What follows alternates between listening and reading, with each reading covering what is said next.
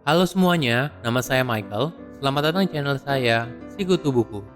Kali ini saya akan membahas buku The Millionaire Next Door karya Thomas J. Stanley. Banyak orang bermimpi menjadi miliarder dan hidup mewah. Tapi ada fakta menarik soal bagaimana mayoritas gaya hidup orang kaya dan cara membangun kekayaannya. Nah, ini semua berdasarkan riset yang dilakukan selama 20 tahun. Di buku ini, Stanley membahas kalau menjadi miliarder sebenarnya bukan rocket science.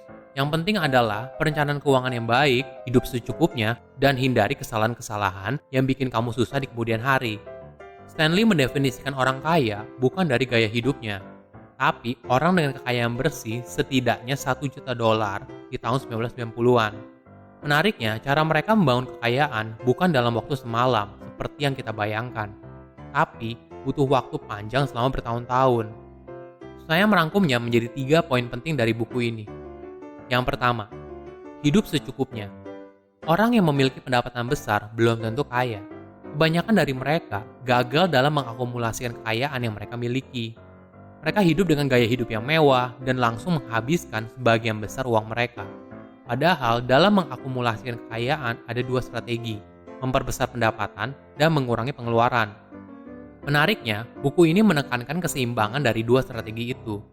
Setiap fase ekonomi setiap orang memiliki pendekatan strategi yang berbeda. Bagi orang yang berpendapatan tinggi, mereka harus bisa mengatur pengeluaran dengan baik. Bagi orang yang berpendapatan rendah, mereka harus mencari cara untuk mencari sumber pendapatan yang baru. Bagi orang kaya, kebebasan finansial lebih penting daripada status sebagai orang kaya. Ini adalah prinsip yang dianut oleh orang yang beneran kaya. Kebanyakan miliarder fokus merencanakan keuangan dengan bijak daripada membeli supercar dan rumah mewah. Ini bukan berarti mereka tidak beli barang mahal, tapi mereka membeli karena kualitas, bukan supaya dicap sebagai orang kaya. Bahayanya, banyak orang yang terlihat kaya tapi berusaha mati-matian untuk membayar cicilan yang menggunung setiap bulannya. Ketika ada krisis keuangan, orang kaya beneran pasti sanggup melewatinya, karena gaya hidupnya cukup. Sedangkan orang yang terlihat kaya pasti sangat stres karena harus bayar cicilan yang menumpuk. Kedua, jangan bergantung pada orang tua. Umumnya, orang tua pasti memberikan yang terbaik untuk anaknya hingga mereka punya standar hidup sendiri. Namun, ketika anak itu beranjak dewasa dan mulai bekerja atau berusaha, mereka terperangkap dengan gaya hidupnya yang tinggi. Hasilnya, banyak dari mereka kesulitan menabung karena pendapatan yang mereka hasilkan tidak cukup untuk memenuhi gaya hidup mereka. Tentu saja, ini bisa jadi bumerang buat anak itu sendiri ketika mereka kesulitan untuk menurunkan gaya hidupnya karena itu sudah terbentuk sejak kecil. Melihat kondisi seperti ini, orang tuanya pasti nggak tega. Walaupun anaknya sudah bekerja atau berusaha, tapi orang tuanya masih menyokong hidup mereka. Jika tidak dipaksa untuk mandiri, anak mereka tidak akan memiliki pola pikir yang sama seperti orang tuanya dulu ketika membangun kekayaan. Stanley memberikan contoh Paul dan Peter. Paul dan Peter adalah anak dari miliarder. Ketika dewasa, Paul memutuskan untuk jadi pengusaha, tinggal jauh dari orang tua, dan menolak dukungan finansial. Sedangkan Peter balik lagi ke rumah orang tuanya setelah lulus kuliah karena dia nggak mau kerja kantoran. Hasilnya, semua kebutuhan Peter disokong oleh orang tuanya.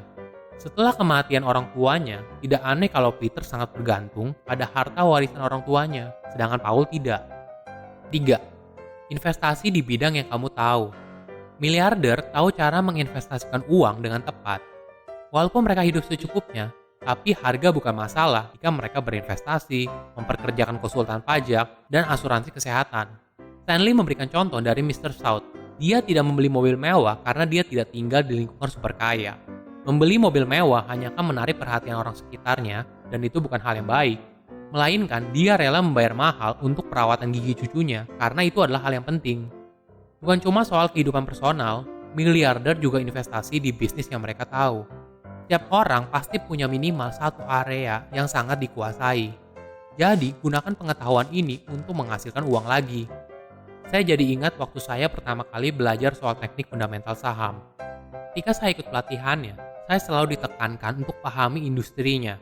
Pahami cara bagaimana industri tersebut menghasilkan uang. Apa saja pengeluaran terbesarnya, apa saja resiko bisnisnya. Intinya adalah, sebelum berinvestasi dengan uang, kita harus investasikan dulu ke diri kita untuk menambah pengetahuan. Membangun kekayaan bukanlah kerja semalam, tapi membutuhkan kebiasaan baik soal keuangan selama bertahun-tahun. Orang kaya tidak dilihat dari gaya hidupnya yang mewah, Tapi dari kekayaan bersihnya yang signifikan berasal dari pengelolaan keuangan yang baik. Silahkan komen di kolom komentar pelajaran apa yang kalian dapat ketika baca buku ini. Selain itu, komen juga mau buku apa lagi yang saya review di video berikutnya. Saya undur diri, jangan lupa subscribe channel YouTube Sikutu Buku untuk versi animasinya. Bye-bye.